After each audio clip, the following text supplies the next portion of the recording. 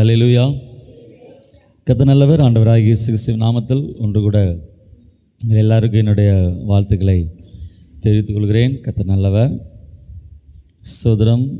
இந்த நாளின் தியானத்திற்கென்று லூக்கா சுவிசேஷம் அதனுடைய 14வது அதிகாரத்தில் 25 முதல் 35 வரை உள்ள வசனங்களை வாசிக்க கேட்போம். லூக்கா 14:25 முதல் 35 வரை உள்ள வசனங்கள்.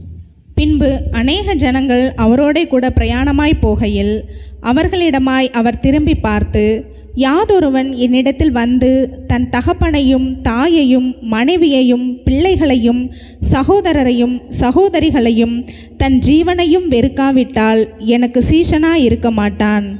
தன் சிலுவையை சுமந்து கொண்டு எனக்கு பின் செல்லாதவன் எனக்கு சீசனாய் இருக்க மாட்டான்.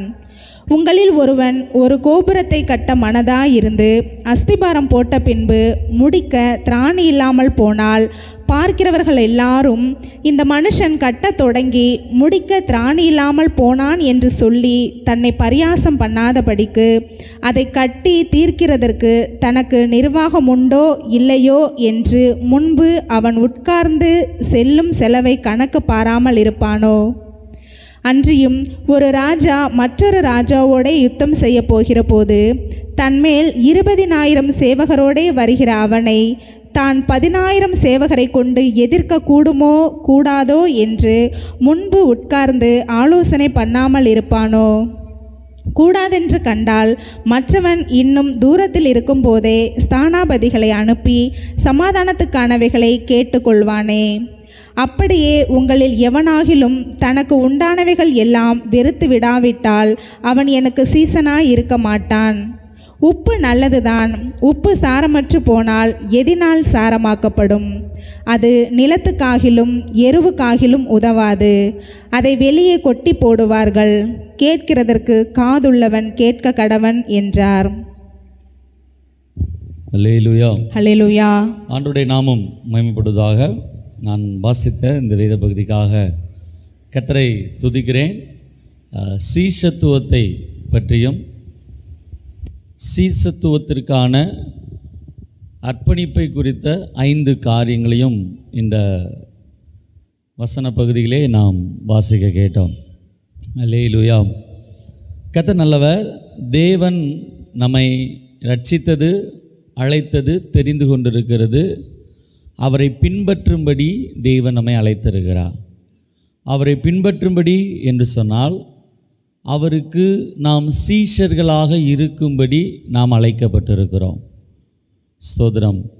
மத்தேயு சுவிசேஷம் 28வது அதிகாரம் 18 முதல் 20 வரை உள்ள வசனங்களை வாசிக்கும்போது நம்முடைய ஆண்டவராகிய இயேசு கிறிஸ்துவினுடைய இறுதி பிரதான கட்டளையை நான் வாசிக்க முடியும். நீங்கள் புறப்பட்டு போய் சகல ஜாதிகளையும் சீஷராக்குங்கள். அல்லேலூயா. சோதரம். கர்த்தர் நம்ம இந்த உலகத்திலே தெரிந்திருக்கிறது. கர்த்தர் நம்ம இந்த உலகத்திலே ஸ்தானங்களில் ஏற்படுத்தி வைத்திருக்கிறது. சபையை கர்த்தர் இந்த உலகத்தில் வைத்திருக்கிறதுடைய நோக்கம் சபை சுவிசேஷத்தை அறிவிக்கிற சபையாக இருக்க வேண்டும். சீஷர்களை உருவாக்குகிற சபையாக இருக்க வேண்டும். Praise the Lord. இன்றைக்கு இயேசு கிறிஸ்துவுக்கு விசுவாசிகள் அதிகம் இருக்கிறார்கள், ஆனால் சீஷர்கள் குறைவாகவே இருக்கிறார்கள். விசுவாசிகளுடைய தொகை இன்றைக்கு அதிகமாக இருக்கிறது. அதற்காக கர்த்தருக்கு ஸ்தோத்திரம். ஆனால் விசுவாசிகள் என்கிற அந்த நிலைமையிலிருந்து கர்த்தரை பின்பற்றுகிறவர்கள், சீஷர்கள் என்கிற நிலைமைக்கு நாம் வளர வேண்டும். பல நேரங்களிலே எழுப்புதல் அப்படின்ற வார்த்தையை நாம் கேட்கிறது உண்டு. ஸ்தோத்திரம். நாம் அதற்காக ஜெபிக்கிறதும் உண்டு. ஆண்டவரே, எங்களுடைய சபையில் எழுப்புதல் உண்டாகட்டும். ஆண்டவரே, எங்கள் ஊழியங்களிலே எழுப்புதல் உண்டாகட்டும். ஆண்டவரே, எங்கள் பகுதியிலே, பட்டணத்தில், தேசத்தில் ஒரு எழுப்புதலை அனுப்போம். பல நேரங்களில் நம்ம நினைக்கிறோம் எழுப்புதல் என்று சொன்னால் எங்கே இருந்தோ வரும், யாரிடத்திலிருந்தோ வரும் அப்படின்னு நம்ம நினைக்கிறோம். ஆனால் எழுப்புதல் என்பது எங்கே இருந்தோ வருவதல்ல, யாரிடத்திலிருந்தோ வருவதல்ல, அது இங்கே இருந்து உங்களிடத்திலிருந்து உங்களுக்குள்ளாக இருந்து அது வர வேண்டும். Praise the Lord. ஹல்லேலூயா. சோதரம் கர்த்தர் நல்லவர். நாம் அறிகிறோம், ஆண்டவராய் இயேசு கிறிஸ்து ஊழியம் செய்த நாட்களிலே அவர் அற்புதங்களை செய்தபோது, அவர் போதனைகளை செய்தபோது, அவர் ஆயிரங்களை போஷித்த போது, அவர் எங்கெல்லாம் போனார்களோ அவரை விசுவாசிக்கிற ஒரு பெருங்கூட்டம் ஜனங்கள் இருந்தார்கள். ஆனால் இயேசு கிறிஸ்துவோடு கூட நெருக்கமாக இருந்த ஒரு கூட்டமும் இருந்தார்கள். அவர்களுக்கு பேர் தான் என்னது? சீஷர்கள். மற்ற எல்லாருக்கும் பேர் விசுவாசிகள். இயேசுவை விசுவாசித்து வந்தவர்கள். இயேசு அற்புதம் செய்வார், இயேசு அதிசயம் செய்வார், இயேசு என்னுடைய வியாதியிலிருந்து எனக்கு விடுதலை கொடுப்பார், இயேசு என் தேவைகளை சந்திப்பார் என்று சொல்லி இயேசுவை விசுவாசித்து வந்தவர்கள். அவர்கள் பலரும் வேலை முடிஞ்ச உடனே அவர்கள் திரும்ப போய்விடுவார்கள். ஆனால் இயேசு கிறிஸ்துவோடு கூட ஒரு சிறிய கூட்டம் இருந்தது, 12 பேர்களை கொண்ட ஒரு கூட்டம். அவர்கள் சீசர்கள் என்று அழைக்கப்பட்டார்கள். அவர்கள் எப்பொழுதும் இயேசு கிறிஸ்துவோடு கூட இருந்தார்கள். ஹல்லேலூயா. நீங்களும் நானும் இந்த உலகத்திலே ரட்சிக்கப்பட்டிருக்கிறது, அழைக்கப்பட்டிருக்கிறது, தெரிந்து கொள்ளப்பட்டிருக்கிறது சாதாரண விசுவாசிகளாக மட்டும் இருப்பதற்கு அல்ல, சீஷர்களாக இருக்கும்படி நாம் அழைக்கப்பட்டிருக்கிறோம். தேவனை விசுவாசிக்கிறவர்களாக மாத்திரமல்ல, அவரை பின்பற்றுகிறவர்களாக இருக்கும்படி நீங்களும் நானும் அழைக்கப்பட்டிருக்கிறோம். ஹல்லேலூயா. சோதரம், விசுவாசிக்கிறவர்கள் வருவார்கள் போவார்கள், ஆனால் பின்பற்றுகிறவர்கள் கடைசி வரைக்கும் பின்பற்றுவார்கள். ஹல்லேலூயா. சோதரம், தேவைகளுக்காக வருகிறவர்கள், காரியங்களுக்காக வருகிறவர்கள் காரியங்கள் முடிந்த உடனே போயிடுவாங்க. ஆனால் சீசர்கள் எப்பொழுதும் இயேசுவோடு கூட இருப்பாங்க.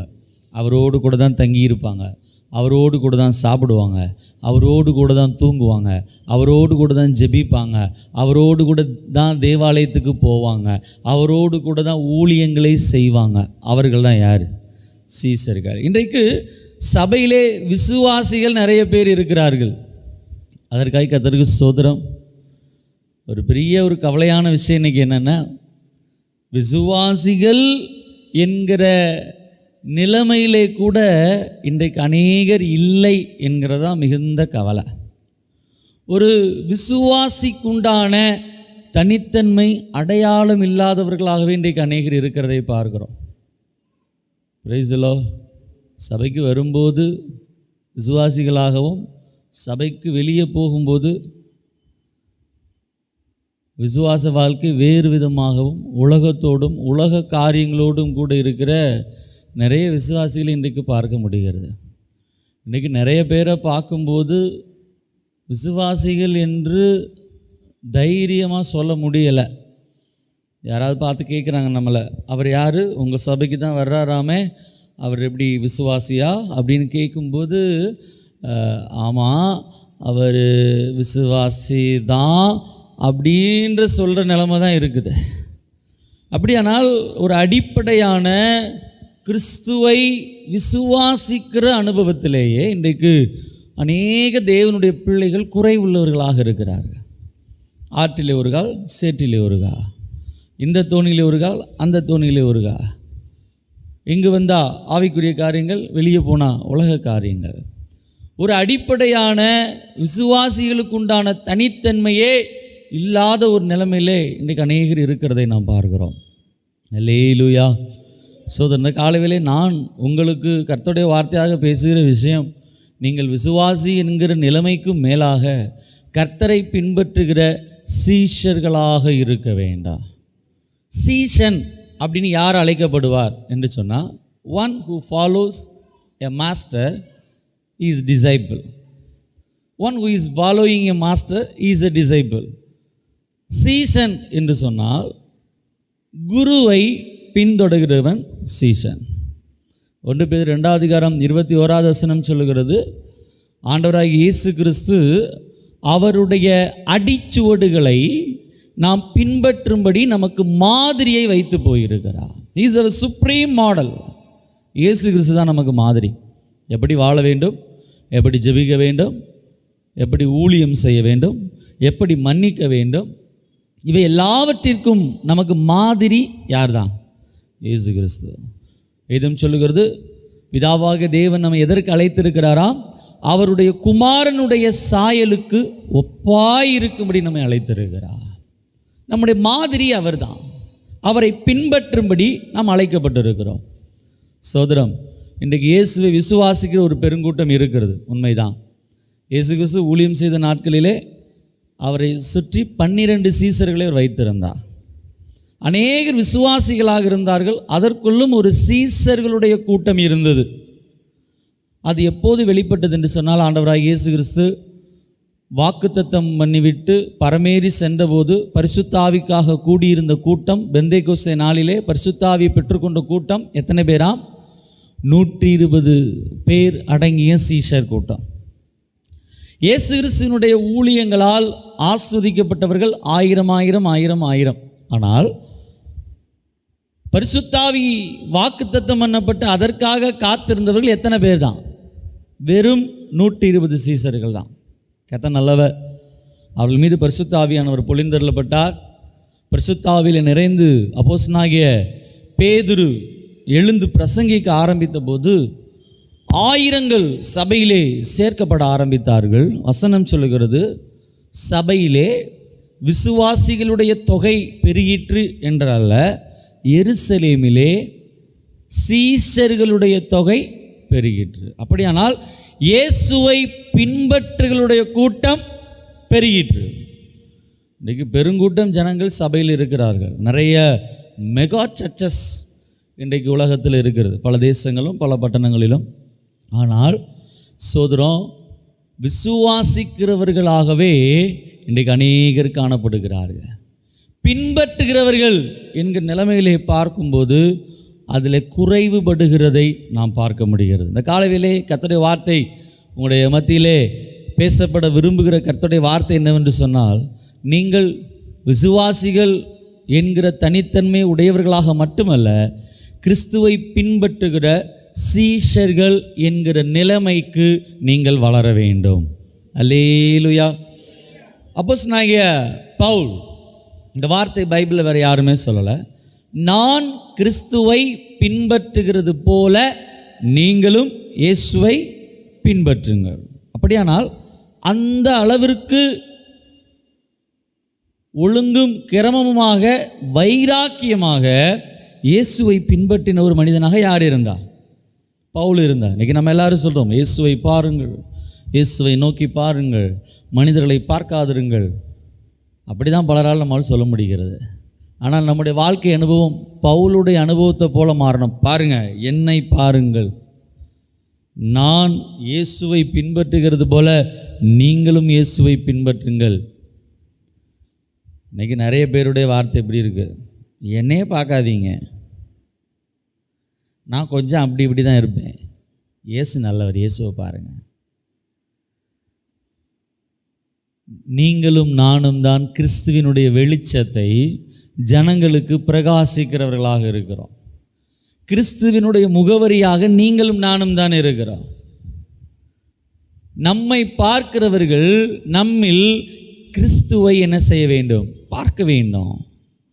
அவருடைய வெளிச்சம் நம் மூலமாக ஜனங்களுக்குள் பிரகாசிக்க வேண்டும். அதை தான் ஆண்டவர் சொன்னார், மலையின் மேல் இருக்கிற பட்டணம் மறைந்திருக்க மாட்டாது. விளக்கை கொளுத்தி மரக்காலால் மூடி வைக்காமல் விளக்குத்தண்டின் மீது வைப்பார்கள். ஆண்டவர் உங்களையும் என்னையும் சபையும் இந்த உலகத்தில் வைத்திருக்கிறதுடைய நோக்கம், நாம் உலகத்திற்கு வெளிச்சமாக பிரகாசிக்க வேண்டும். குரு என்று சொன்னால் அது என்ன அர்த்தம்? கு அந்த வார்த்தை எதை சொல்லுதுன்னா, கூரிருள், காரிருள், அதான் அந்த கு அப்படின்ற வார்த்தை குறிக்கிறது. ரு அப்படின்ற வார்த்தை எதை குறிக்குதுன்னா, வெளிச்சம், பிரகாசம். அப்போ குரு என்பவர் யார் என்று சொன்னால், இருளிலிருந்து வெளிச்சத்திற்கு நேராக நடத்துகிறவர். வசனம் சொல்லுகிறது, அந்தகார இருளில் நின்று ஆச்சரியமான ஒளிக்கு கர்த்தர் உங்களையும் என்னையும் வரவழைத்திருக்கிறார். அல்லேலூயா. நம்முடைய குரு யார் தான்? ஆண்டவராகி இயேசு கிறிஸ்து தான் நம்முடைய குருவாக இருக்கிறார். எத்தனை பேர் ஆமேன்னு சொல்கிறீங்க? அவரை பின்பற்றும்படி நாம் அழைக்கப்பட்டிருப்பது நமக்கு கிடைத்திருக்கிற மிகப்பெரிய பாக்கியம். சீஷன் ஆவது என்று சொல்வது ஒரு நாளிலே நடந்து விடுகிற ஒரு விஷயம் அல்ல. பல பேர் நினைக்கிறாங்க சபைக்கு வந்து சுவிசேஷத்தை கேட்டு ஞானஸ்நானம் எடுத்த உடனே எல்லாம் முடிஞ்சிடுது அப்படின்னு நினைக்கிறாங்க. Price the Lord. கர்த்தர் நல்லவர். ஞானஸ்நானம் என்பது முதல் படி, அவ்வளவுதான். அங்குதான் நம்முடைய ஆவிக்குரிய ஜீவியம் துவங்குகிறது. இப்போ நிறைய பேருக்கு அந்த முதல் படியே சரியில்லாமல் இருக்குது. நிறைய பேர் ஏன் ஞானஸ்நானம் எடுக்கிறோம், எதுக்கு ஞானஸ்நானம் எடுக்கிறோம் தெரியாமலே எடுத்துடுறாங்க. நிறைய பேர் ஞானஸ்நானம் கொடுக்குற ஆட்களும் எடுக்கிற ஆள் தகுதியாக இருக்கிறாரா, வசனத்தை புரிஞ்சு இருக்கிறாரா என்று பாராதபடி வருகிறவர்களுக்கெல்லாம் கணக்குக்கும் காரியத்துக்கும் கொடுக்குற ஞானஸ்நானங்களையும் பார்க்குறோம். அந்த ஞானஸ்நானம் எடுக்கிறதுனால ஒரு பிரயோஜனமும் இல்லை. என்ன, நனையாத பாவியாக இருந்தார், இப்போ என்ன ஆகிட்டார்? நனைஞ்ச பாவி ஆகிட்டார். அல்லேலூயா. சில நேரத்திலே நம்மிடத்திலும் சிலர் சபைக்கு புதிதாக வருகிறவர்கள், ஐயா ஞானஸ்நானம் கொடுங்க, ஞானஸ்நானம் கொடுங்க என்று சொல்லுகிறதை நான் கவனித்திருக்கிறேன். கர்த்தர் நல்லவர். ஞானஸ்நானம் கொடுக்கறது நல்லது. கந்தாகே மந்திரி பிலிப்பினிடத்திலே கேட்கிறான். வேத வசனத்தை விளக்கி காண்பித்த போது வேத சத்தியங்களை அறிந்து கொண்டு அவன் சொல்கிறான், காரியங்கள் இப்படி இருக்குமானால் ஞானஸ்நானம் எடுக்கணும், இதோ தண்ணி இங்கே இருக்கிறதே, இப்பொழுதே எனக்கு கொடுத்து விடுன்னு கேட்குறான். அவர் சொல்கிறாரு, நீ விசுவாசித்தால் தடையில்லை. விசுவாசித்தான் ஸ்நானம் பண்ணப்பட்டான். Price the Lord. ஆனால் இன்னைக்கு நிறைய பேருக்கு ஞான ஸ்நானம் எப்படி இருக்குன்னு ஏதோ ஒரு புனித நீராடல் மாதிரி இருக்குது. நதிகளிலே ஆறுகளிலே சென்று ஜனங்கள் நீராடுகிறதை போல சில வட மாநிலங்களிலே சொல்வார்கள். அங்கே ஞான ஸ்நானம் கொடுக்க போகும்போது அங்கே அக்கம் பக்கத்தில் இருக்க ஜனங்கள்லாம் வந்து வரிசையில் நிற்பாங்களாம். ஐயா எங்களுக்கு என்ன செய்யுங்க, கொடுங்க, நாங்களும் புனித ஸ்நானம் பண்ண விரும்புகிறோம். அவங்க கணக்கு என்னென்ன, ஏரி குளங்கள் கண்மாய் ஆறுகளில் போய் புனித நீராடுகிறதை போல கிறிஸ்தவர்களும் ஏதோ கொடுக்கிறார்கள் போல, நாமும் ஒரு முறை முங்கி எழுந்து விட்டால் கொஞ்சம் நமக்கு நல்லது நடக்கும் போல என்று சொல்லி சத்தியத்தை அறியாமல் ஐயா எங்களையும் முக்கி விடுங்க என்று சொல்லுகிறதை போல இருக்கிற ஞான ஸ்நானம். அல்லேலூயா. அந்த ஸ்நானத்தினால ஒரு பிரயோஜனமும். சில பேர் கணக்குக்கு ஞானஸ்நானம் கொடுக்குற ஆட்கள் இருக்காங்க. அன்றைக்கி தான் அவர் பாவம் சர்ச்சுக்கே வந்திருப்பார். அவருக்கு ஞானமும் இருந்திருக்காது, ஸ்நானம்னால என்னன்னு தெரிஞ்சிருக்காது. அவர் அடுத்த வாரமே முக்கி விட்டுறது. இயேசுன்னா யாருன்னு முழுசாக கூட தெரிஞ்சிருக்காது, சத்தியத்தையே அறிந்திருக்க மாட்டாங்க. ஆனால் என்ன செய்கிறது, எங்கள் ஆத்மா நம்மளை விட்டு போயிருமோ அப்படின்னு சொல்லி ஒரு முக்கி விட்டுறது. அல்லேலூயா. அவங்க கணக்கில் என்ன, முக்கி விட்டால் சோழி முடிஞ்சுன்னு நினைக்கிறாங்க. முக்கி விட்டால் தண்ணியில் முங்குனா அவ்வளோதான் போல், எல்லாம் over, every thing is over. நீங்கள் தேவனுடைய பிள்ளை, நீங்கள் கிறிஸ்தவர்கள், நீங்கள் மாறிட்டீங்க அப்படின்ற மாதிரி. ஒரு காமெடி ஒன்று இருக்குது. ஒரு காமெடியன் ஒருத்தர், ரஷ்யாவை சேர்ந்த ஒரு காமெடியன் ஒரு முறை அமெரிக்காவுக்கு போயிருந்தாராம், பல வருஷங்களுக்கு முன்பதாக. அங்கே ஒரு சூப்பர் மார்க்கெட்டுக்கு போயிருந்தார். அப்போ அவர் போயிருந்தப்போ அப்படி வரிசையை பார்த்துட்டே வந்தார். ஒரு இடத்துல மில்க் பவுடர் இருந்துச்சு. என்ன பவுடர்? பால் பவுடர். அவர் கேட்டாரா, என்ன இது பால் பவுடர்? உடனே அவங்க சொன்னாங்களாம், இந்த பவுடரை தண்ணியில் மிக்ஸ் பண்ணால் என்ன ஆயிரும்? பால் ஆயிரும். ஓ பரவாயில்லையே, நம்ம ஊர்லலாம் என்ன பால் கறந்து அப்படி தானே கிடைக்குது, பவுடராகவே வச்சுருக்காங்களா, சூப்பர். அப்படியே அடுத்த ரேக்குக்கு போனாராம். அங்கே ஆரஞ்சு ஜூஸ் பவுடர் அப்படின்னு இருந்துச்சான். அப்போ கேட்டாரா, இது என்ன ஆரஞ்சு ஜூஸ் பவுடர்? உடனே அவங்க சொன்னாங்களாம், இந்த ஆரஞ்சு ஜூஸ் பவுடர் தண்ணியில் கலந்தீங்கன்னு இது என்னவாயிரும்? ஆரஞ்சு ஜூஸ் ஆயிரும். அடாடாடா பரவாயில்லையே, ஆரஞ்சு பழத்தை வாங்கி கட் பண்ணி அதை புளிஞ்சு எடுக்கிறதுக்கு இது ரொம்ப சிம்பிளான வேலையாக இருக்கு. அப்படியே அடுத்த ரேக்குக்கு போனாராம். அங்கே பேபி பவுடர் இருந்துச்சான். உடனே அவர் கேட்டாராம், இப்போ இந்த பவுடரை தண்ணியில் கலந்தா பேபி வந்துருமான்னு கேட்டாராம். என்ன சிரிக்கிறீங்க? இப்படி தான் இருக்குது. நிறைய பேர் ஞானஸ்தானம் எடுத்துட்டால் எல்லாமே தண்ணியில் முக்கி விட்டால் எல்லாமே முடிஞ்சிருச்சுன்னு நினைக்கிறோம். பாருங்கள், அது ஆவிக்குரிய ஜீவியத்துடைய முதல் படி. விசுவாசியாவது என்று சொல்லுவது சிலுவை அருகில் வந்து இயேசு கிறிஸ்துவை சார்ந்து கொள்ளுவது.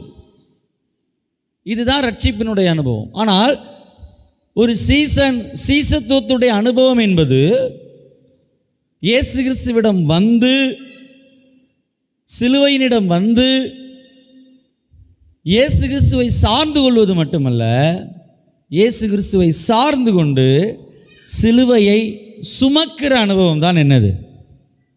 சீசன் என்கிற அனுபவம். அல்லேலூயா, சோதரம். கர்த்தர் நல்லவர். ஆண்டவர் அதற்கு தான் தன்னுடைய சீசர்களை ஆயத்தப்படுத்தினார்.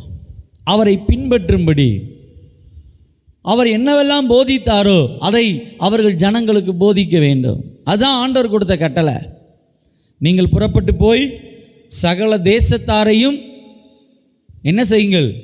விசுவாசிகளாக்குங்கள் சொல்லலை. விசுவாசிகளாக்குவது எளிது.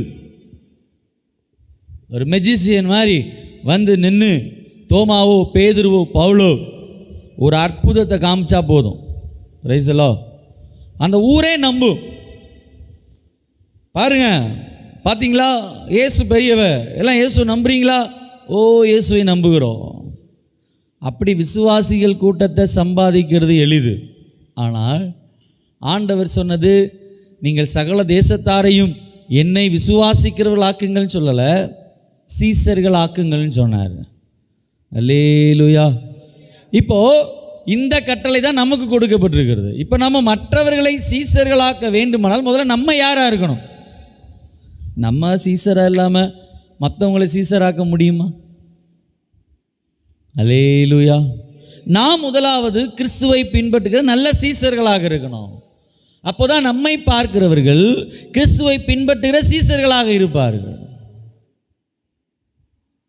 ஒரு சபை அது சிறுசாக இருக்குது பெருசாக இருக்குன்றது ரெண்டாவது, தரமானதாக இருக்கணும். 1000 பேர் எங்களுடைய சபைக்கு வருகிறார்கள். வருவாங்க போவாங்க, யாருக்கு யார் என்னன்னு தெரியாது, அவங்க வீட்டில் எப்படி நடந்துக்கிறாங்க தெரியாது, அவங்க வாழ்க்கை எப்படி இருக்குன்னு தெரியாது, எதுவுமே தெரியாது. ஏதோ வர்றாங்க போகிறாங்க. ஒரு கூட்டம் வருது, ஞாயிற்றுக்கிழமை ஆனால் காணிக்க போடுறாங்க, வார்த்தையெல்லாம் கேட்குறாங்க, போகிறாங்க. என்ன நடக்குதுன்னு தெரியல. நல்லது, சபைகள் இன்றைக்கு வளருகிறது. 1000ங்களை கொண்ட சபைகள் நிறையா பட்டணங்களில் நிறைய இருக்கிறது. பல ஆயிரங்கள் கொண்ட சபைகளும் இருக்கிறது. உலகத்தில் சில இடங்கள் லட்சங்கள் கொண்ட சபை கூட்டங்களும் இருக்கிறது. மெகா சர்ச்சஸ் இருக்குது. அதற்காக கர்த்தருக்கு ஸ்தோத்திரம். ஒரு சபை வளருவது என்பது எப்படி வளரும் அப்படின்னு கேட்டால், ஆரோக்கியமாக இருக்கும்போது தான் வளரும்.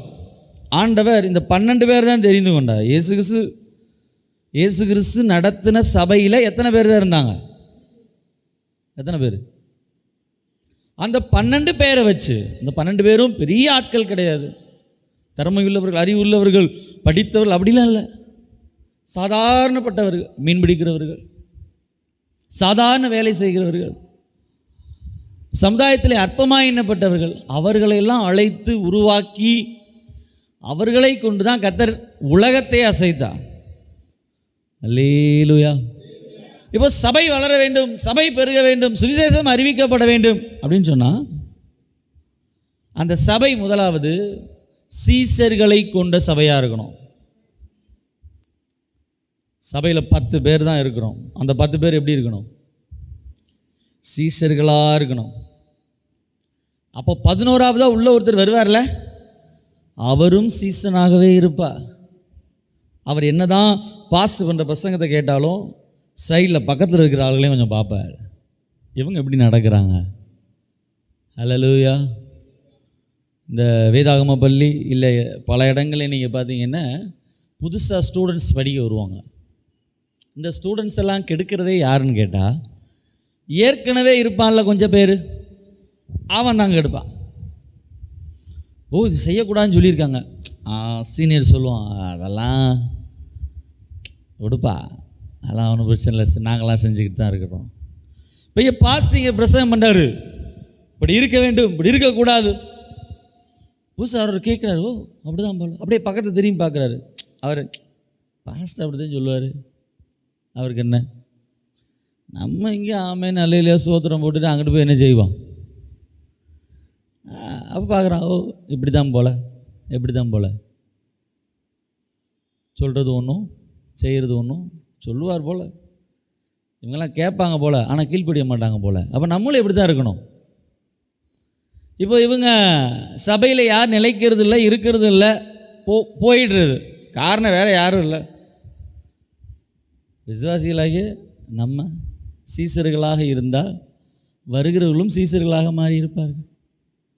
நம்ம சீசர்களாக இருந்தால் வருகிற ஆளுக்கு கிறிஸ்துவை எப்படி பின்பற்றுவது, சீசத்துவத்துக்கு அடுத்த காரியத்தை சொல்லியிருப்போம். இப்போ நம்ம அப்படி இப்படி இருக்கிறதுனால வர்ற ஆளுகளும் நம்ம என்ன செய்கிறது இல்லை, அதை சொல்கிறதும் இல்லை, சொல்கிற மாதிரி இல்லை.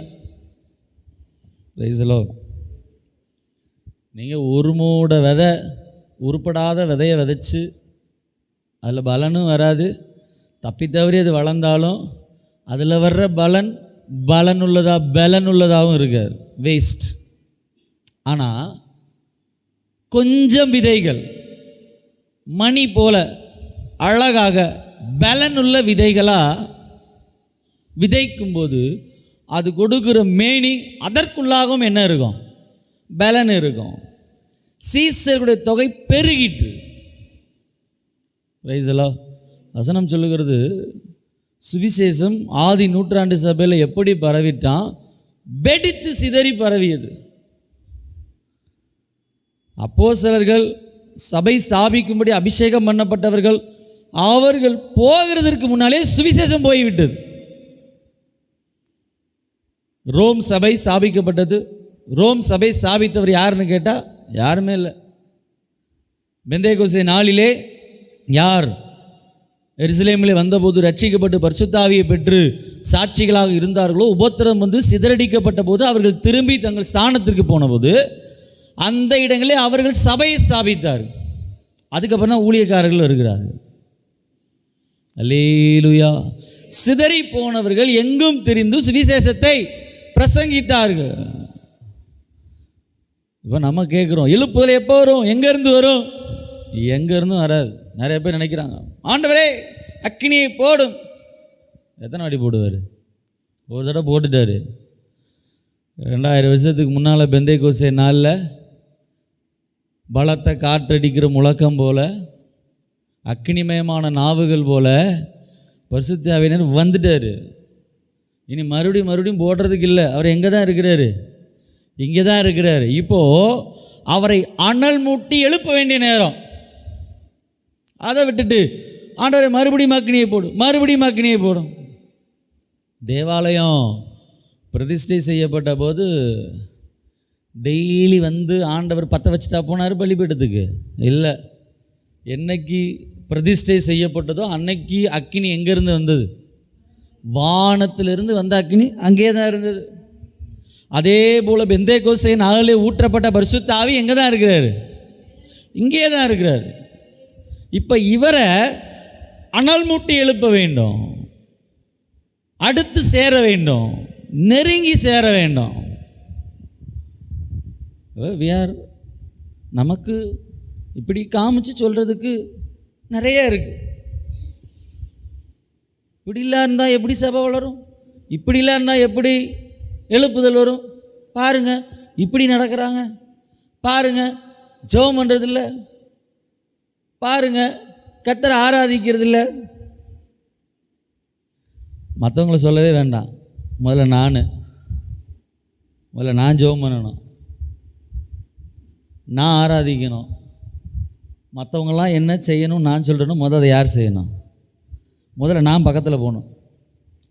முதல்ல நான் விசுவாசின்னு இருக்கிற கூட்டத்தை விட்டு எந்த கூட்டத்துக்கு வரணும்? இந்த 12 பேர் 120 பேர் இருக்க சீசன் கூட்டத்துக்கிட்ட வரணும். ரெண்டாவது, ஏசுநாதர் கூட 12 பேர் நெருக்கமாக இருந்தாங்க. அதில் இன்னும் நெருக்கமாக 3 பேர் இருந்தாங்களாம். அவங்க பேர் என்ன?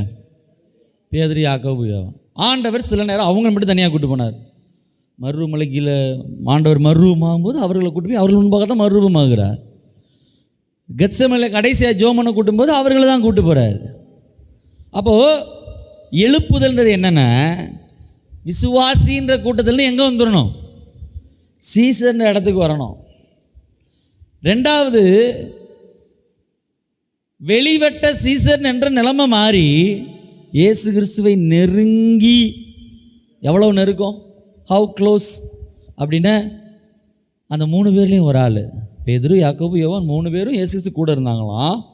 ஆனால் அதில் ஒருத்தன் இயேசுநாதர் மார்பில் சாய்ந்திருந்தானாம். எவ்வளோ நெருக்கம்! அதுக்கு பேர் தான் என்னது? எழுப்புதல். ஒரு அம்மா என்கிட்ட கேட்டுச்சு, அந்த அம்மா வேறு ஒரு சபைக்கு, பெயர் கிறிஸ்தவ சபைக்கு போகிற அம்மா, ஒரு ஆவிக்குரிய சபைக்கு வருமா, ஐயா இங்கே ஒரே ஜெபம் பண்ணுறாங்க, அப்படின்றாங்க, இப்படின்றாங்க, எழுப்புதல். அந்த எழுப்புதல்னு என்னதுயான்னு கேட்டுச்சு. நான் அந்த அம்மாட்ட என்ன சொல்ல முடியுமா, தெரியாமத்தான் நம்மளே சொல்லிகிட்டு இருக்காங்கப்பா அப்படின்னு. ஹல்லேலூயா. நான் சொன்னேன், சரிம்மா கூட்டம் முடியும், நான் பேசுகிறேன் உங்கள்கிட்ட அப்படின்னு. ஹல்லேலூயா. பாருங்கள், தேவனை நெருங்குவது, தேவனோடு கூட இருப்பது. சீசர்கள் யார்? அவர்கள் தேவனோடு கூட இருப்பார்கள், தேவனோடு கூட நடப்பார்கள், தேவனோடு கூட ஊழியம் செய்வார்கள். அவர்கள் தான் யார்? சீசர்கள். இன்றைக்கு நாம் அழைக்கப்பட்டிருப்பது, தெரிந்து கொண்டப்பட்ட வெறுமனே விசுவாசிக்கிறவர்களாக அல்ல, சீசர்கள் என்கிற நிலைமையிலே நீங்களும் நானும் இருக்கணும். ஹல்லேலூயா. அப்போ ஒரு சீசன் அப்படின்னு சொல்லும்போது அவனுக்கான அர்ப்பணிப்பு எப்படி இருக்கணும் அப்படின்னு 5 விஷயங்களை தான் இந்த லூக்கா சுவிசேஷத்தில் வாசிக்கிறோம். அதில் முதல் விஷயமாக அவர் சொல்கிறார், 26வது வசனத்தில் வாசித்தோமா?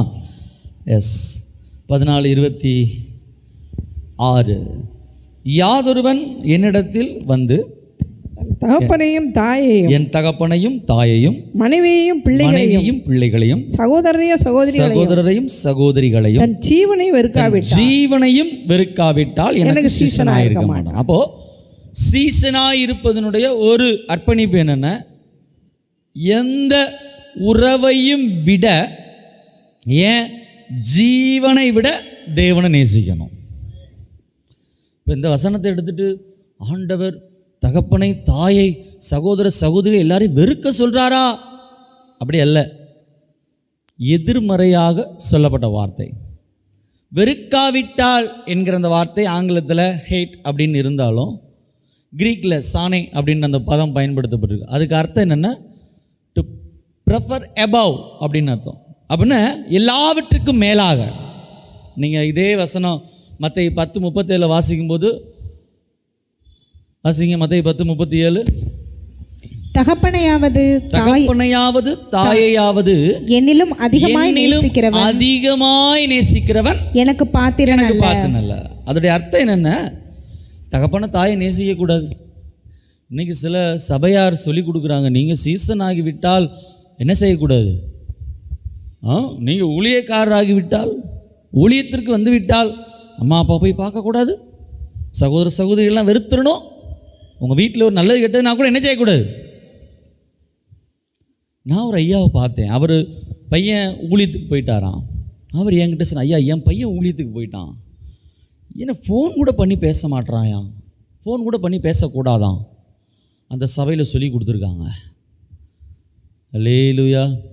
தகப்பனை நேசிக்கணும், தாயை நேசிக்கணும், மனைவியை புருஷனை நேசிக்கணும், பிள்ளைகளை நேசிக்கணும். நம்ம ஆண்டவர் நேசிக்கணும்னு சொல்லி கொடுத்த ஆண்டவர். சத்துருக்களையும் சிநேகிங்கன்னு சொன்னார். சத்துருக்களையே சிநேகிக்கணும்னு சொன்னவர் தகப்பன் தாய் இவருக்கு சொல்லுவாரா? அப்படி அர்த்தம் என்னென்ன? எல்லாரை பார்க்கலாம், இந்த உலகத்தில் 1000 உறவுகள் நமக்கு உண்டு, அதை எல்லாவற்றை பார்க்கலாம் யாரை நேசிக்கணும்? கர்த்தரை நேசிக்கணும். அதற்கு அவர் பாத்திரர். ஏன்? என் ஜீவனை விட யாரை நேசிக்கணும்? உயிரா இயேசுவா? ஐயா உயிர் தாயா முக்கியம், எத்தனை சொல்லுவீங்க? இயேசு தான் முக்கியம். ஜீவனை விட தேவனை நேசிக்கணும். சொல்கிறது ஈஸி தான், ஆமென் அல்லேலூயா சொல்லும்போது ஈஸி தான். பட் அந்த வார்த்தைக்கு பின்பாக இருக்க கனத்தை கொஞ்சம் உணர்ந்து பார்க்கணும். எல்லாவற்றையும் விட இயேசுவை நேசிக்கணும். ஆஸ்தி ஐஸ்வர்யம் உலக காரியங்களை விட யாரை நேசிக்கணும்? கர்த்தர் நேசிக்கணும். Praise the Lord. The first love, the best love, the supreme love அது யார் மேலே இருக்கணும்? ஏன்னா அவர் முந்தி நம்மிடத்தில் அன்பு கூர்ந்தார், அதற்கு அவர் தகுதியானவர், அதற்கு அவர் பாத்திரமானவர். அவரை எவ்வளவு வேண்டுமானாலும் நேசிக்கலாம். Price the Lord. மற்றவங்களை ஆங்கிலத்தில் ஒரு பாடல் உண்டு, I love you with the Lord of the love, தேவ அன்பால் உன்னை நேசிக்கின்றேன். இப்போ மற்றவங்களை நேசிக்கிறதெல்லாம் கிறிஸ்துவின் அன்பினாலே நான் உன்னை நேசிக்கிறேன். ஆனால் த first love, the best love, supreme love யாரு தான்? யாருக்கு தான்? இயேசு கிறிஸ்துவுக்கு தான். அவன் தான் சீசன். ரெண்டாவது அடுத்த வசனம் சொல்லுகிறது 27, தன் சிலுவையை சுமந்து கொண்டு எனக்கு பின் செல்லாதவன் எனக்கு சீசனாக இருக்க மாட்டான். ரெண்டாவது விஷயம் இங்கு சொல்லப்பட்டிருக்கிற காரியம், சிலுவையை சுமந்து கொண்டு என்னை பின்பற்றாதவன் என் சீசனாக இருக்க மாட்டான். இந்த நாட்களில் சிலுவை சுமக்கிறத பார்க்குறோம். நானும் பார்த்தேன். கடந்த ஈஸ்டர் அந்த குட் ஃப்ரைடே நாட்களில் ஒரு கூட்டம் ரோட்டில் சிலுவை சுமந்துட்டு போச்சு. என்ன ஃபஸ்ட்டு கவனிக்கல பசங்க, அப்பா அங்கே பாரு சிலுவை தூக்கிட்டு போகிறாங்க. யாரா சிலுவை தூக்கிட்டு போகிறா? எருசலேமின் வீதிகளில் சிலுவை தூக்கிட்டு இயேசு போனார். நம்ம ஊர் வீதிகளில் யார் யார் போகிறா சிலுவை தூக்கிட்டு? பார்த்தா ஒரு ஆள் ஏசுனார் வேஷம் போட்டு சிலுவை தூக்கிட்டு போகிறார். நான் அந்த சிலுவையை தூக்கிட்டு போகிறத பற்றி பேசலை. அதாவது ஒருத்தர் பாவம் ஏசுனார் வேஷம் போட்டு சிலுவையை தூக்கிட்டு போவார், அது காரியம் வேறு. சில பேர் சிலுவை தூக்கிட்டு போகிறாங்க. எப்படி தெரியுமா? கழுத்தில் தூக்கிட்டு போகிறாங்க. அவர் தோளில் தூக்கிட்டு போனார். நம்ம ஆளுங்க சில பேர் பிளாஸ்டிக் சிலுவை வச்சுருக்காங்க. என்ன சிலுவை? பிளாஸ்டிக் சிலுவையை சுமந்துட்டு போகிற ஆள். கொஞ்சம் வசதிப்பட்டவங்க தங்கத்தில் சிலுவை செஞ்சு போட்டுக்கிறாங்க. அது என்ன சிலுவை சுமக்கிறாங்க? நான் சொல்கிற சிலுவை தங்க சிலுவையோ மரச்சிலுவையோ பிளாஸ்டிக் சிலுவையோ தோளில் தூக்குற சிலுவை அல்ல. வாழ்க்கை அனுபவத்திலே சிலுவை சுமக்கிற அனுபவம். சிலுவை என்று சொன்னால் பாடுகள் அர்த்தம். ஒரு சீசன் என்று சொல்லும்போது பாடுகளை அனுபவிக்க ஆயத்தமாக இருக்கணும். எனக்கு தெரியல, இயேசு கிறிஸ்துவை பின்பற்றினவர்களுக்கு இந்த உலகத்திலே ஆண்டவர் அநேக வாக்குத்தத்தங்களை கொடுத்தார். ரைஸ்லோ அவையெல்லாம் நமக்கும் உரியதாக இருக்கிறது. ரொம்ப சந்தோஷம். இதையெல்லாம் இழந்தீங்களோ 100 தருவேன்னு சொன்னார். இம்மையிலும் மறுமையிலும் உங்களுக்கு ஆசீர்வாதம் உண்டுன்னு சொன்னார். அதெல்லாம் கேட்கும்போது ரொம்ப சந்தோஷம், ரொம்ப மகிழ்ச்சி. நம்மை ஓடுவதற்கு உற்சாகப்படுத்துகிற தேவனுடைய வாக்குத்தத்தமான வார்த்தைகள். ஆனால் இன்றைக்கி நிறைய பேருக்கு பலன் வேண்டும், பாடுகள் வேண்டாம். ஆங்கிலத்தில் ஒரு வார்த்தை இருக்குது, there is no cross there is no crown. அப்படின்னா சிலுவை இல்லாமல் சிங்காசனம் இல்லை.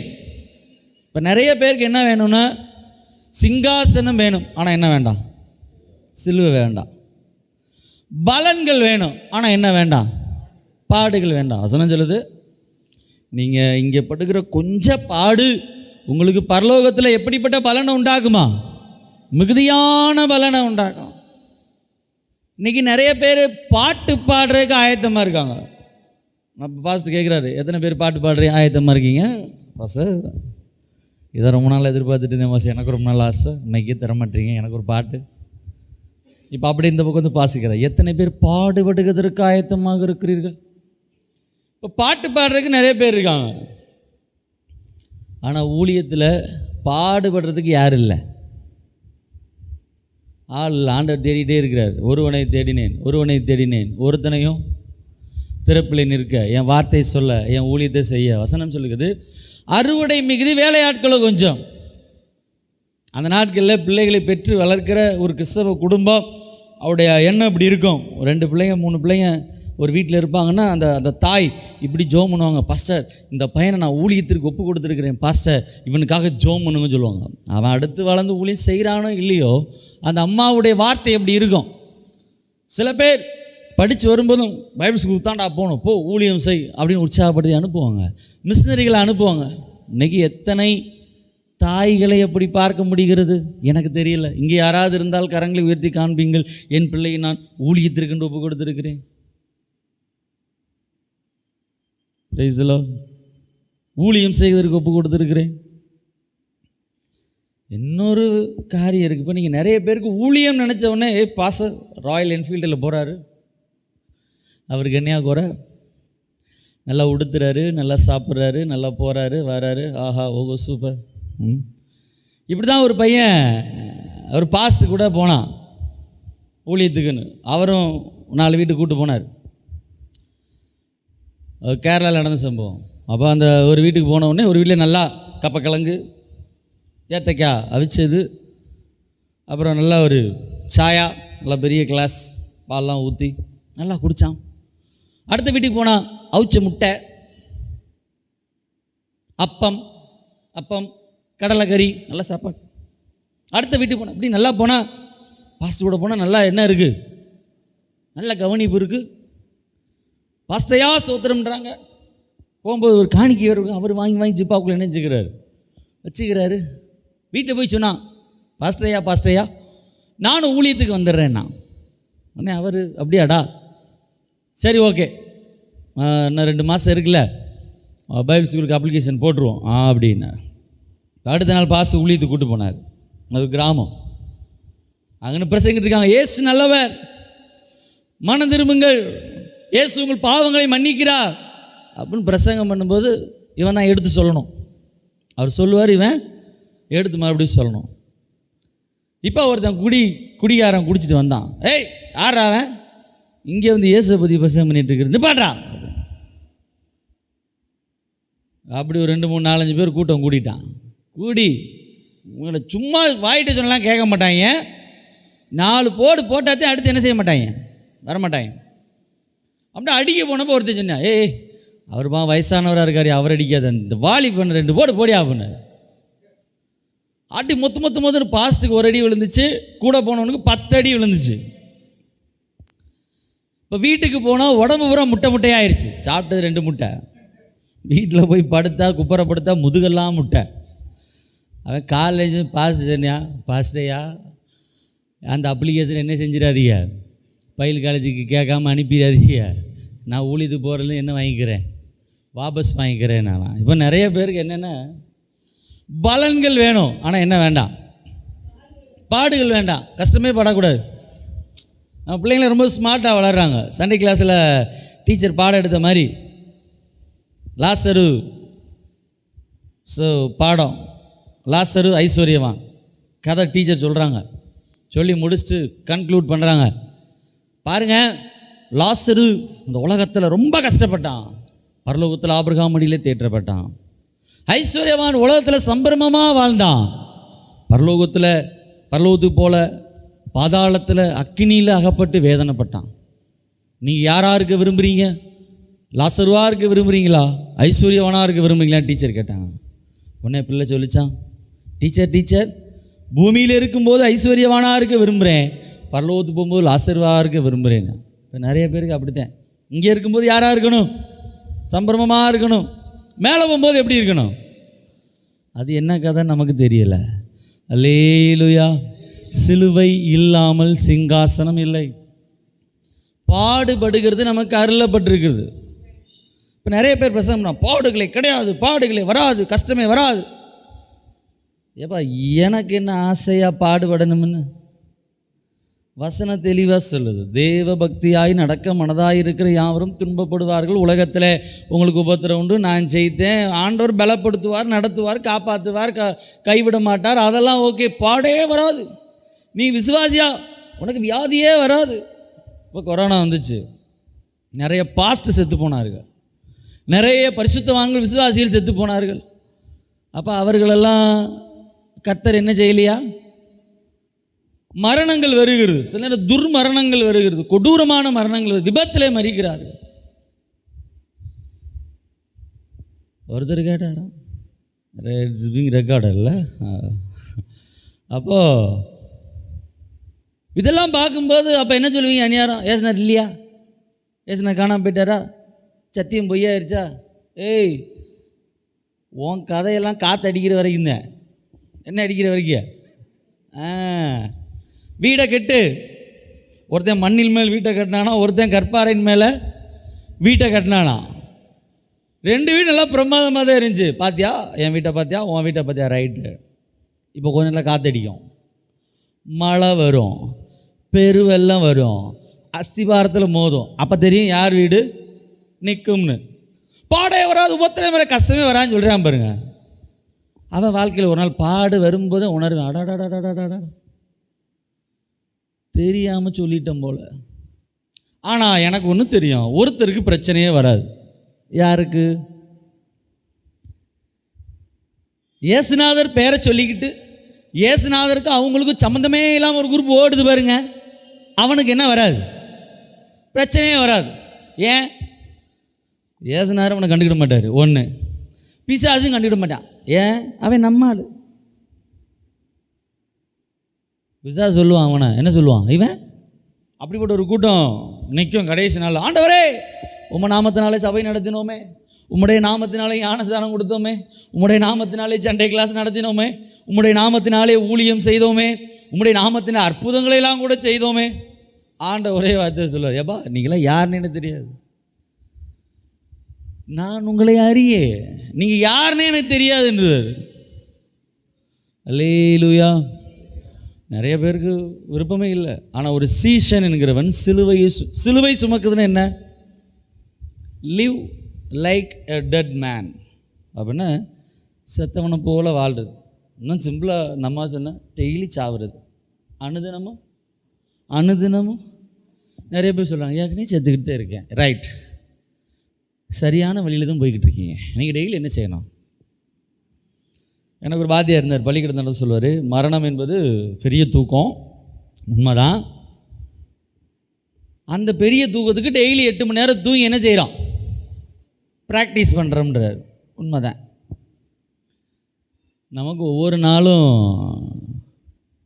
அனுதினமும் சாக வேண்டி இருக்கிறது. எதற்கு சாகணும்? பாவத்துக்கு சாகணும், சுயத்துக்கு சாகணும், மாம்சத்துக்கு சாகணும், உலகத்துக்கு. பவுல் அதான் கலாத்தியரில் சொல்கிறார். கலாத்தியர் 2:20, நான் சிலுவையில் அறையப்பட்டிருக்கிறேன், இனி நான் அல்ல கிறிஸ்துவே என்னில். சொல்லுவாங்க, நான் செய்தது, நான் கட்டினது. தேவன் பெருமையுள்ளவர்களுக்கு ஏற்றுன்னு இருக்கிறார். ஆண்டவர் சீசல் சொல்லி கொடுத்தாரு, எப்பா இங்கே வாங்க, நீங்கள் போனீங்க, கை வச்சிங்க, பேய் ஓடிச்சு, அப்புறம் அற்புதம் நடந்துச்சுன்னு ரொம்ப நினைஞ்சிக்கிடாதீங்க, பெருமைப்பட்டுக்கிடாதீங்க. உங்கள் பேர் பரலோகத்தில் எழுதப்பட்டிருக்கு, அதுக்காக பெருமைப்படுங்க. நீங்கள் உங்களுக்கு சொல்லப்பட்டவைகளாம் செஞ்சு முடிச்சுட்டு சொல்லுங்கள், நாங்கள் அப்பிரயோஜனமான ஊழியக்காரர்கள் சொன்னதை மாத்திரம். எந்த கிரெடிட்டும் யாருக்கு கிடையாது, எனக்கு கிடையாது. அல்லேலூயா. ஒன்றையும் நாம் எடுத்துக்கொள்வதற்கு அல்ல. சொல்லணும், நாங்கள் அப்பிரயோஜனமான ஆட்கள்யா, எங்கள் கையில் என்ன இருக்குது? பேதுரும் யோவானும் தேவாலயத்தில் போய் தாயின் கற்பத்தில் முடவனாயிருந்தவனை எழுப்பின போது அவங்க சொல்கிறாங்க, எங்களிடத்தில் ஒன்றுமே இல்லை, எங்களிடத்தில் வெள்ளி இல்லை, பொண்ணு இல்லை, ஆனால் எங்களிடத்தில் உள்ளதை தருகிறோம், இயேசுவின் நாமத்தில் எழுந்து நட. அவங்க பிரசங்கம் முன்பு பார்த்தீர்களா பிரியமானவர்களே, எத்தனை வேதபாரர்கள் இந்த இருக்கிறார்கள், பரிசேயர்கள் இருக்கிறார்கள், இவனுக்கு ஒருவனாலையும் இவனை சுகமாக்க முடியவில்லை, நான் என்ன செய்திருக்கிறேன்? சுகமாக்கி இருக்கிறேன். எங்கள் அண்ணன் பேதுரு, நான் தம்பி யார் யோவான், நாங்கள் 2 பேரும் சேர்ந்து எழுப்பிட்டோம், பார்த்தீர்களா? அப்படிலாம் சொல்லலை. அவங்க சொல்கிறாங்க, எங்கள் சுய சக்தினாலாவது, எங்கள் சுய பக்தினாலாவது. நிறைய பேருக்கு நினைப்பு என்னென்னா, நான் வைராக்கியமாக இருந்தேன், நான் பக்தியாக இருந்தேன், கர்த்தர் செஞ்சார். நீ பக்தியாக இருக்கணும்னு அவசியம் இல்லை, பக்தி நல்லது தான். ஒரு வெக்தியாக இருந்தாலே போதும், கர்த்தர் உனக்கு செய்வார். அல்லேலூயா. அவங்க சொல்கிறாங்க, சுய சக்தினாலோ சுய பக்தினாலோ செய்யலை, தேவன் செஞ்சார். நான் வந்தேன், என்ன பண்ணேன்? அவருக்கு ஒன்று தான் தெரியும். இப்போ நிறைய பேருக்கு நம்மளுக்கு ஜெபம் பண்ணுறதுக்கு பயமாக இருக்கும். காய்ச்சல்னு விசுவாசமாக ஜெபம் பண்ணுவாங்க. பாஸ்டர் இந்த பையனுக்கு காய்ச்சலாக இருக்குது, ஜெபம் பண்ணு, இயேசுவின் நாமத்தில் காய்ச்சல் போகட்டும் அப்படின்னு. இப்போ இன்னொரு ஆளை கூப்பிட்டு வந்து, பாஸ்டர் இந்த ஆள் கேன்சர் இருக்குது. ஐயோ கேன்சரா? ஆண்டவரே நமக்கு சித்தமான ஆள் சுகமாக்கும், சித்தம் இல்லையானால் போய் சேரட்டும் அப்படின்ற மாதிரி நிறைய பேரில் ஜெபம் இருக்குது. அது ஒன்று உண்மை. என்னால் ஆள் தலைவலி இல்லை, ஒரு கொசுவோட தலைவலியை கூட தீர்க்க யாரால முடியாது. வியாதி எவ்வளோ பெருசாக இருந்தால் நமக்கு என்ன? நம்ம வேலை என்ன செய்ய வேண்டியது? கிரியை செய்ய வேண்டிய வேலை யார் வேலை? இப்போ நிறைய பேருக்கு என்ன தோணுது, பாருங்கள் நாங்கள் நடக்கிற கூட்டத்திலே இவரெல்லாம் வந்தார்கள், பாருங்கள் பைக்கில் வந்தார்கள், கார் வாங்கி விட்டார்கள், காரில் வந்தார்கள், ஹெலிகாப்டர் வாங்கி விட்டார்கள், பாருங்கள் பிள்ளை இல்லாமல் வந்தார்கள், பிள்ளை கிடைத்து விட்டது. சாட்சி சொல்கிறதுல கர்த்தரை முன்னிறுத்துகிறதை விட இப்போ யார் தான் முன்னிறுத்தப்படுறான்? ஹல்லேலூயா. சிலுவையை சுமக்கிறதுக்கு சீசன் ஆயத்தமாக இருக்கணும். மூன்றாவது விஷயம், அதனுடைய 28 முதல் 30 வசனங்களை ஒருத்தர் வாசிங்க எனக்காக.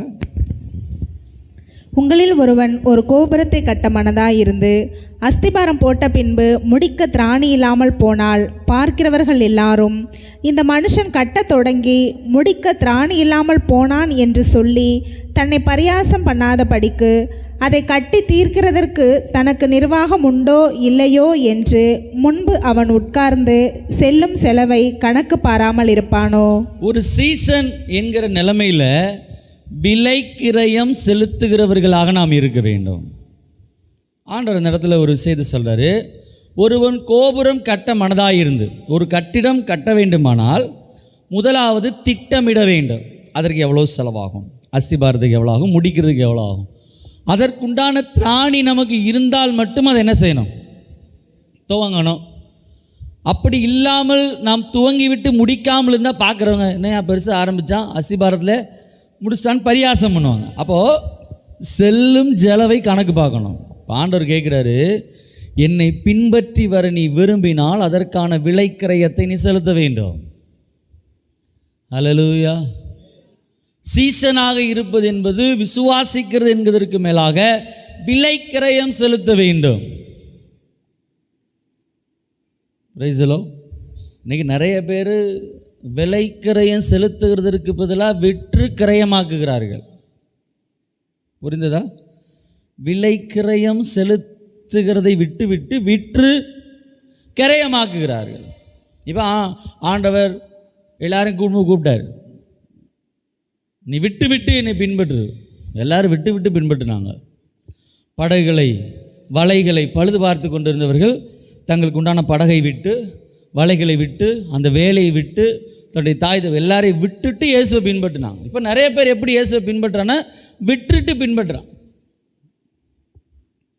அல்லேலூயா. இல்லைன்னா விற்கிறதுக்காகவே பின்பற்றுறான். இன்னைக்கு இயேசு எப்படி மாறிட்டார்? வியாபாரமாக மாறிட்டார்.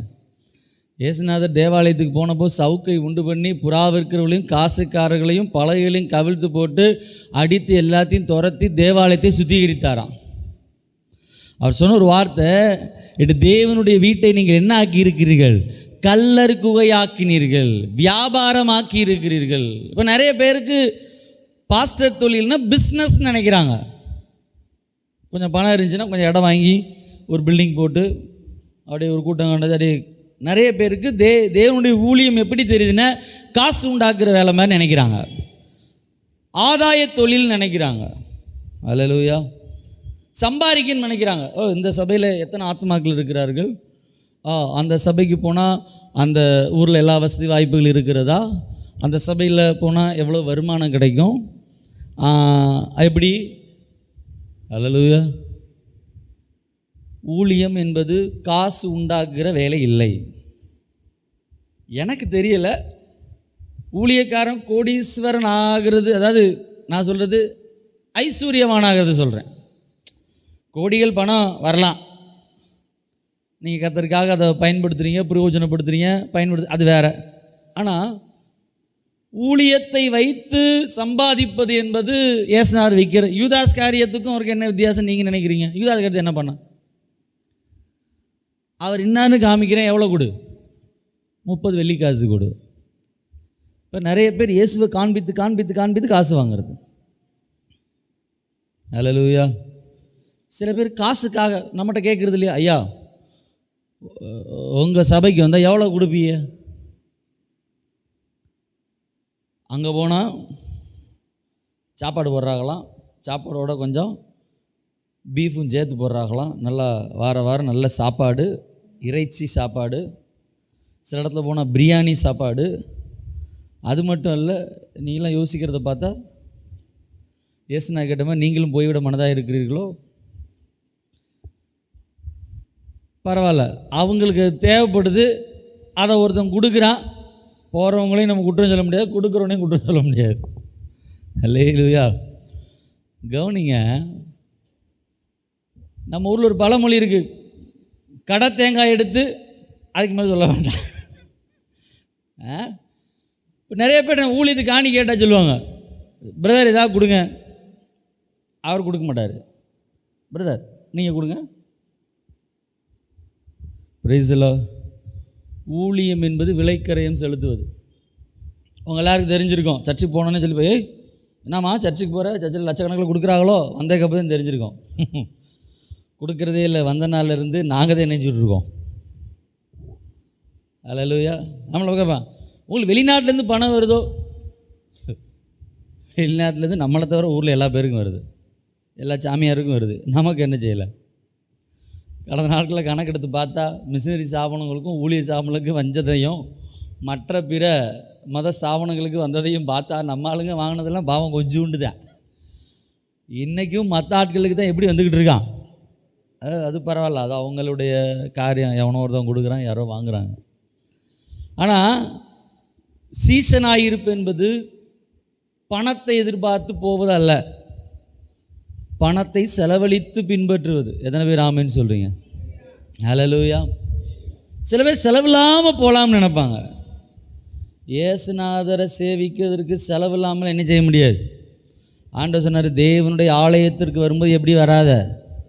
நிறைய பேருக்கு ஆலயத்தில் வந்து அப்படி பாக்கெட்டில் விட்டு அப்படி இப்போதைக்கு ஒரு 10 ரூபா வர்றதுக்குள்ளே அப்பா அவ்வளோ சந்தோஷம் அந்த காசை எடுத்து காணிக்க போடும்போது. அல்லேலூயா. சொல்லுங்கள். தேவாலயத்துக்கு வரும்போது எப்படி வரக்கூடாதான்?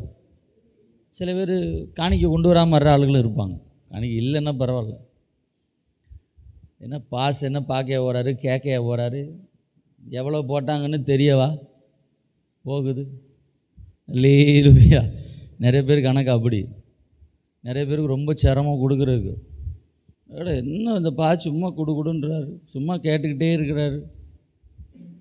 எதுக்கு கேட்டார்? ஊழியத்துக்கு தானே கேட்டார், ஊழியஞ்சேரி தானே கேட்டார். வாண்டா இருந்தால் கொடு, இல்லைன்னா பேசாமல் தோத்துறாம் ஆண்டவரே பாஸ்ட்டுக்கு யார் மூலமாக கொடுங்கன்னு ஜெபம் பண்ணு. ஆமாவா இல்லையா? ஆமாம்.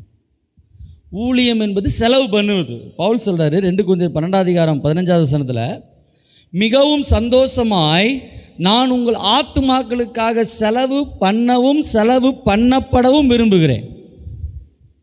என்ன செய்யணும்? செலவு. அவர் சொல்கிறார், உங்கள் ஆத்துமாக்களுக்கு நான் செலவு பண்ண விரும்புகிறேன், செலவு பண்ணப்பட என்னையே விட்டு கொடுக்க விரும்புகிறேன்ற. பிலிப்பியர் 3:7-8 சொல்லும்போது, எனக்கு லாபமாயிருந்தவைகளை நஷ்டம் என்று கருதுகிறேன், குப்பை என்று எண்ணுகிறேன். இன்னும் சொல்லப்போனால் அப்போஸ்தலனாகிய பவுல் எவ்வளோ பெரிய பணக்காரர் தெரியுமா? எவ்வளோ பெரிய பணக்காரர். சொந்தமாக கப்பல் ஓடிச்சாமா. யாருக்காக கப்பல் ஓடுதா? எங்கள் பாஸ்டர் ஒரு நாள் ஆட்டுக்குட்டி கூட ஓட மாட்டேங்குது, கப்பல் எங்கே ஓட? அவருக்கு சொந்தமாக என்ன ஓடிச்சு, அதை விட்டுட்டு தான் எங்கே வந்தார். அல்லேலூயா. Praise the Lord. அப்போ விலை கிரயம் செலுத்த ஆயத்தமாக இருக்கணும். இப்போ நிறைய பேருக்கு இதெல்லாம் சொல்லும்போது கேட்கும்போது சீச்சி இந்த பழம் புளிக்கும். இயேசுநாதர் சாப்பாடு போடும்போது ஒரு பெருங்கூட்டம் வந்துச்சா வரலையா? இப்போ பிரசங்கம் பண்ண ஆரம்பிக்கிறாரு, மைக் பிடிச்சி. மைக்கெலாம் இல்லை, பிரசங்கம் பண்ணுறாரு. என்ன சொல்கிறாரு? என்னுடைய சரீரத்தையும் என்னுடைய இரத்தத்தையும் நீங்கள் பானம் பண்ணினால் ஒழிய உங்களுக்கு நித்திய ஜீவன் இல்லை அப்படின்னு பேச ஆரம்பிச்சோன்னே எல்லாம் பார்க்குறாங்க, என்னடா இந்த உபதேசம் எப்படி இருக்குது, ரொம்ப கடினமாக இருக்கிறது. நாங்கள் கிளம்புறோம், எல்லாரும் போயிட்டாங்க, போய்கிட்டே இருக்கிறாங்க. ஏசுநாதர் சீசல்கிட்ட வந்தார், ஏப்பா நீங்களும் போகிறதா இருந்தால் இப்போயே போ, இல்லை தீர்மானம் பண்ணிக்கோ. நிறைய பேர் சபைக்குள்ளே இருந்துக்கிட்டு, என்ன சபை இது, ஒரு சபையா, இவர் ஒரு பாஸ்டர், சொல்லாத போயிரு. ஒரு நாள் பாஸ்டர் வந்து ஏன் போனேன்னு என்ன செய்ய மாட்டார். இங்கே யாரையும் இருத்தி வச்சு அவங்கள செய்யணுன்ற காரியம் யாருக்கு இல்லை.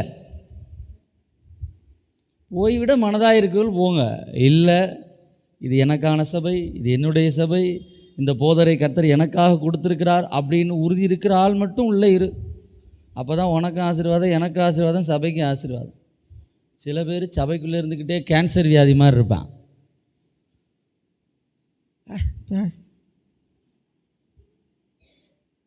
விரலில் கேன்சர் வந்தால் என்ன செஞ்சிடணும்? ஏமா முனி விரலில் வந்தால் விரலை வெட்டி எரிஞ்சிடணும். இல்லைன்னா அது என்ன ஆகும்? அப்படியே ஏறி இங்கே வந்துடும். இங்கே வரும்போதாவது சுதாரிச்சிடணும். இதோடு என்ன செஞ்சிடணும்? இதுக்கு மேலே ஏறிச்சுன்னு வை, இதோடையாவது என்ன செய்யணும்? அதுக்கு மேலே வச்சுன்னா ஒன்றும் பண்ண முடியாது. மொத்தமாக பெட்டி செஞ்சு பரலோகம் பாட்டு பாடி நம்மளை அடக்கம் பண்ணிடுவாங்க. இப்படி ஆளுங்க சபைக்குள்ளே இருப்பான். சில பாசங்களுக்கு இது புரியவே செய்யாது. ஆத்மா போயிடக்கூடாது, ஆத்மா போயிடக்கூடாது, ஆத்மா போயிடக்கூடாதுன்னு கூடவே வச்சுருந்து ஆத்மாவோட சேர்ந்து இவரும் போயிடுவார். இவன் எல்லாரையும் சேர்த்து மொத்தமாக நினைஞ்சிருவான். அல்லேலூயா. சபை என்று சொல்லுகிறது தனித்தன்மையோடு இருக்கணும். எத்தனை பேர் ஆமேன்னு சொல்கிறீங்க? விளைக்கிரயம் செலுத்துவதற்கு ஆயத்தமானவர்களாக இருக்கணும். பிரைஸ்லோ. அஞ்சாவது ஒரு விஷயத்தை நான் சொல்லி முடிக்க, சாரி 4வது விஷயம் தானே சொல்லி முடிக்க விரும்புகிறேன். அப்படியே 31 33 வரைக்கும் உள்ள வசனங்களை ஒருத்தர் வாசிக்க கேட்போம். அன்றியும் ஒரு ராஜா மற்றொரு ராஜாவோட யுத்தம் செய்ய போகிற போது தன்மேல் 20,000 சேவகரோடே வருகிற அவனை. இந்த வார்த்தை நீங்கள் வாசிக்கும் போது உங்களுக்கு தெரியும், யுத்தத்துக்கு போகும்போது அவன் கணக்கு பார்ப்பான். நம்மளை விட எதிர்க்க வர ராஜா பலம் உள்ளவரா. இந்த இடத்துல வல்லமையுள்ள ராஜா என்பது யாரை குறிக்கிறதுன்னு? நம்முடைய ஆண்டவராகிய இயேசு கிறிஸ்துவை குறிக்கிறது. அல்லேலூயா, அல்லேலூயா. அவரை பணிந்து கொள்ளவும், அவரை சேவிக்கவும், அவரை பின்பற்றவும் நாம் முழு மனதோடு கூட நம்மை அர்ப்பணிக்க வேண்டும். அல்லேலூயா, அல்லேலூயா. அரைகுறை மனதோடு அல்ல. நிறைய பேர் இந்த உலகத்தில் சொல்லுவாங்க, இந்த கிறிஸ்தவர்கள் கட்டாய மதமாற்றம் பண்ணுகிறார்கள், பிரெயின் வாஷ் பண்ணுகிறார்கள். அப்படிலாம் யாருமே இல்லை. அப்படி தானே? அப்படி யாரையா பண்ணுறோமா? யாரையா கட்டாயப்படுத்துகிறோமா? யாரையா பிரெயின் வாஷ் பண்ணுறோமா? வந்தா வா, போகிறதா இருந்தா ஒன்றும் பிரச்சனை இல்லை. அல்லேலூயா. ஆண்டவர் அப்படி தான் சொன்னார். சில பேரை ஏசுனார், வராதன்னே சொன்னார். ஆண்டவரே உம்மை பின்பற்றுவேன், எப்போ என் பின்னாலாம் வராத, ரொம்ப ஜரமம், ரொம்ப கஷ்டப்பட வேண்டியிருக்கும். பிரைஸ்லோ. அப்படின்னா என்ன? அதையெல்லாம் உறுதிப்படுத்தி கொண்டு நீ என்ன செய்? அல்லேலூயா.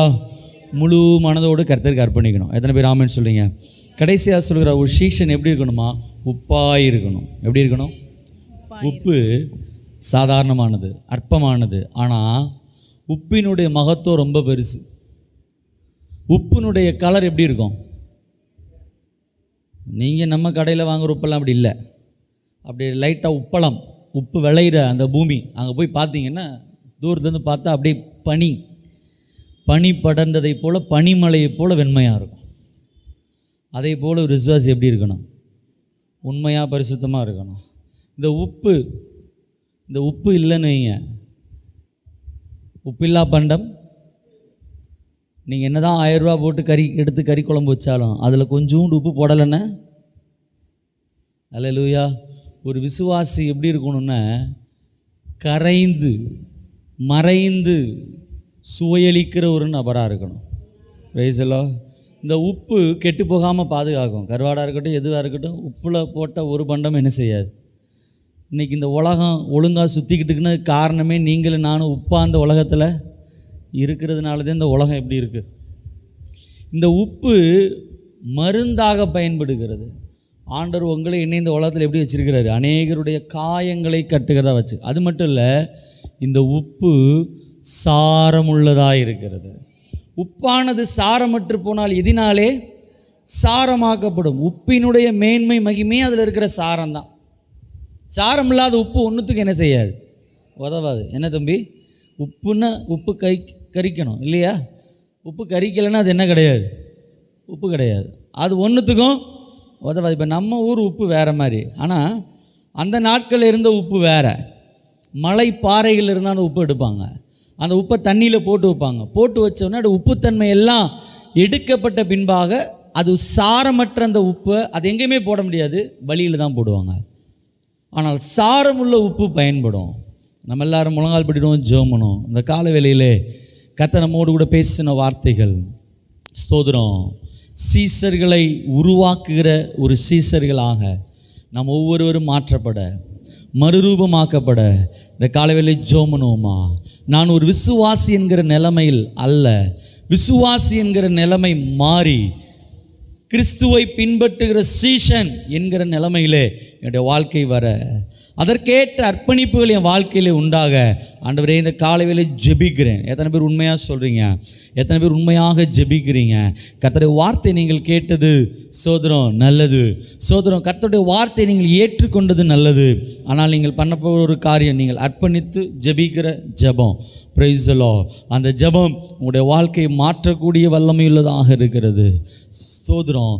இதற்கேற்ற ஒரு அர்ப்பணிப்பு இந்த காலையில் ஒருவருக்கும் உண்டாக, ஒரு பரிசுத்தமாகுதல் உண்டாக, ஒரு புதுப்பிக்கப்படுதல் உண்டாக எல்லாரும் ஜெபம் பண்ணுவோமா? ஒருலாம் இன்னும் விசுவாசியாக கூட ஆகலை, நான் ஞான ஸ்நானம் கூட எடுக்கலை என்று நீங்கள் சொல்வீர்களானால் உங்களை ஞான ஸ்நானத்திற்கு விட்டு கொடுத்து ஒப்பு கொடுத்து ஜெபம் பண்ணுங்க. நான் ஞான ஸ்நானம் பெற்றிருக்கிறேன், ஆனால் நான் கிறிஸ்துவுக்குள் வளராத நிலைமையில் இருக்கேன் என்று சொல்கிறவர்கள், ஆமேன், கிறிஸ்துவை பின்பற்றுவதற்கு ஒப்பு கொடுக்கிறேன் ஜெபம் பண்ணுவோமா?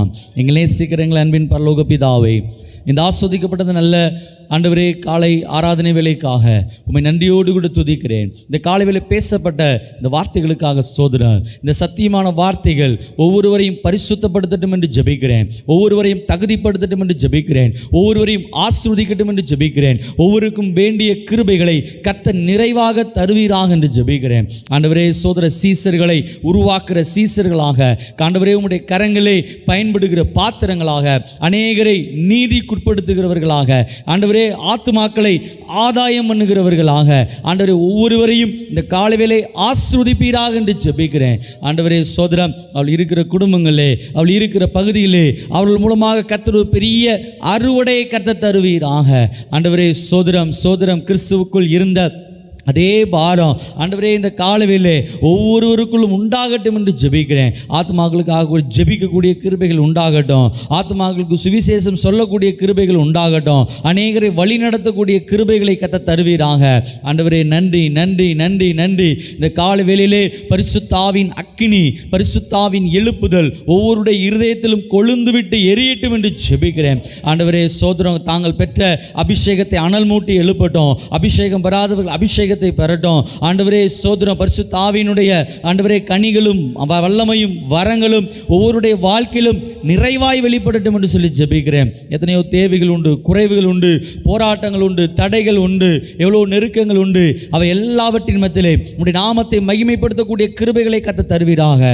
அவை எல்லாம் உடைய கால்களுக்கு கீழாக மாற்றப்பட்டு போவதாக, எல்லாவற்றையும் ஜெயிக்கக்கூடிய கிருபைகள் உண்டாகட்டும். இந்த காலை வேளையிலே கர்த்தாவே நீ ஒவ்வொருவரையும் அப்படியே ஆஸ்வதிக்கிறதற்காய் சோதரம். சுகவீனங்கள் மாறட்டும், பலவீனங்கள் மாறட்டும், தேவைகள் சந்திக்கப்படட்டும். ஆண்டவரே எதிர்பார்க்கிற வேண்டுகிற விரும்புகிற நன்மைகள் குடும்பங்கள் மீது உண்டாகட்டும் என்று சொல்லி ஜெபிக்கிறேன். கர்த்தர் அப்படியே ஒவ்வொருவரையும் குடும்பமாக நீர் ஆஸ்வதிக்கிறதற்காய் சோதரம். எல்லா கணம் துதி மகிமை ஒருவருக்கே செலுத்துகிறோம். இயேசு கிறிஸ்துவின் நாமத்தில் ஜெபிக்கிறோம் எங்கள் நல்ல பிதாவே. என் ஆத்மாவே கர்த்தரை சோதரி, என் முழுமே உடைய பரிசுத்த நாமத்தை சோதரி. என் ஆத்மாவே கர்த்தரை சோதரி, கர்த்தர் செய்த சகல உபகாரங்களை மறவாதே. ஆமென். நம்முடைய கர்த்தராகிய இயேசு கிறிஸ்துவின் கிருபையும் பிதாவாகிய தேவனுடைய அன்பும் பரிசுத்த ஆவியானவருடைய ஐக்கியமும் உங்கள் அனைவரோடும் இருப்பதாக. அல்லேலூயா அல்லேலூயா அல்லேலூயா. எல்லாருக்கும் சோதரம்.